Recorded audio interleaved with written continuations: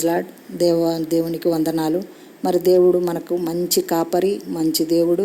ఈరోజు ఈ సమయం ఇచ్చినాడంటే ఆయన కృప, ఆయన దయ, ఆయన వాత్సల్యత. కాబట్టి మనం దేవుని కృపలో అన్ని విధాలుగా మనం నడవాలి. కాబట్టి ఎస్కేల్ గ్రంథము 2వ అధ్యాయము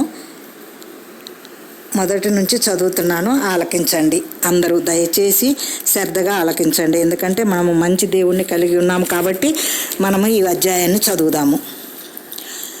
నరపుత్రుడా, నీవు చక్కగా నిలవబడుము, నేను నీతో మాట్లాడవలెనని ఆయన నాతో మాట్లాడినప్పుడు ఆత్మ నాలోనికి వచ్చి నన్ను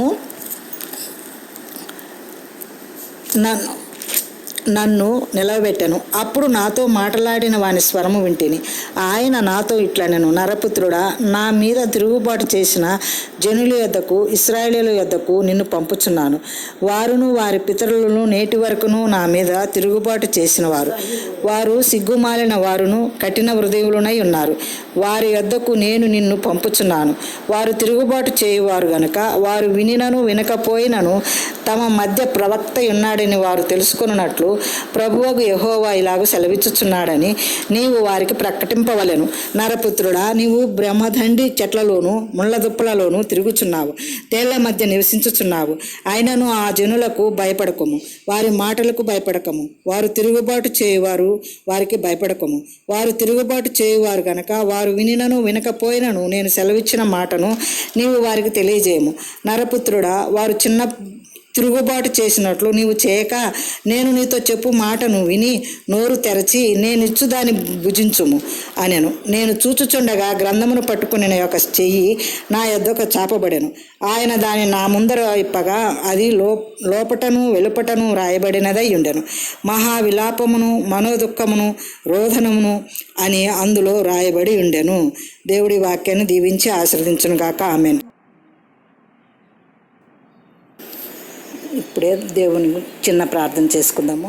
పరిశుద్ధుడా మహోన్నతుడా, మంచి యేసయ్యా, నీకే వందనాలు స్తోత్రాలు చెల్లిస్తున్నాను నాయన. ఈ మధ్యకాల సమయంలో ప్రభా నన్ను పుష్పాన్ని కూర్చోబెట్టిన విధానాన్ని బట్టి నీకు వేలాది వందనాలు స్తోత్రాలు చెల్లిస్తున్నాను నాయన. మేము చిన్న మాటలు నీ వాక్యం చదువుకున్నాము నాయన. ఆ మాటలతో భావం కొంచెం చెప్పుటకు నాకు సహాయం చేయనాయన.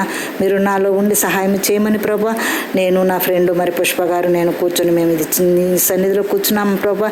మాకు ధైర్యాన్ని, బలమును, శక్తిని దయచేయమని, నీకు చెప్పే మాటలు ఆ మాటల ప్రకారం మేము నడుచుకున్నట్టుకు మాకు సహాయం చేయమని మా ప్రభువును కుమారుడైన అతిశ్రేష్టమైన యేసుక్రీస్తు నామమున అడిగి వేడుకొని ప్రార్థిస్తున్నాను తండ్రి.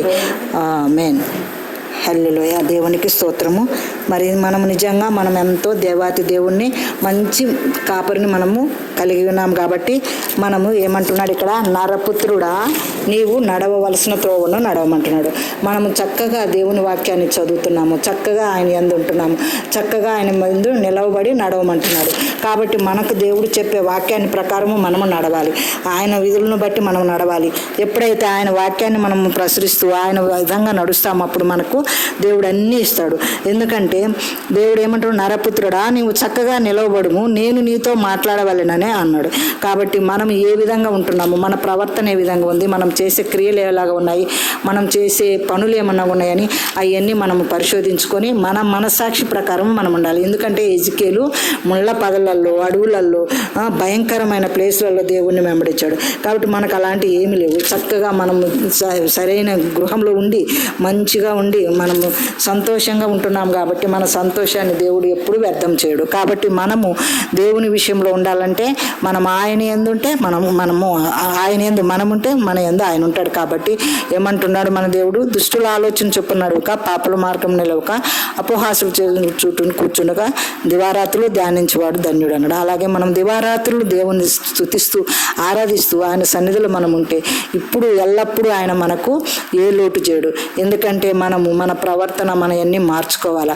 మనము మంచి పొజిషన్లో ఉండాలంటే, మనము మంచి మార్గంలో ఉండాలంటే, మన పిల్లలు మంచి భవిష్యత్తులో ఉండాలంటే మనం దేవుణ్ణి వెంబడించాలి, దేవునితో ఉండాలి, దేవునికి సంబంధులమై ఉండాలి, ఆయనకు ప్రార్థన చేస్తూ ఉండాలి. ఎందుకంటే ఎర్ర సముద్రంలో పాయలుగా చేసినప్పుడు మోషే ఏ విధంగా చేశాడో ఆ విధంగా ఆయన ధైర్యంగా ఉన్నాడు. అలాగే మనం కూడా ధైర్యవంతులుగా ఉండాలి. ఎటువంటి ప్రార్థన చేసినా మనం ధైర్యంగా ప్రార్థన చేయాలి, ఆయన అడగాలి. ప్రార్థన అంటే ఆయనతో మాట్లాడడం కాబట్టి ఆయనతో మాట్లాడాలి.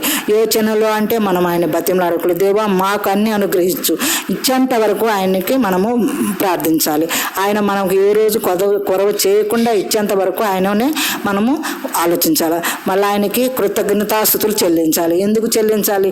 ఆయన ఇచ్చిన వాటికి, ఇవ్వని వాటికి, ఇవ్వబోయే వాటికి అన్నిటికీ దేవునికి కృతజ్ఞతాస్తుతులు చెల్లించాలి మనం.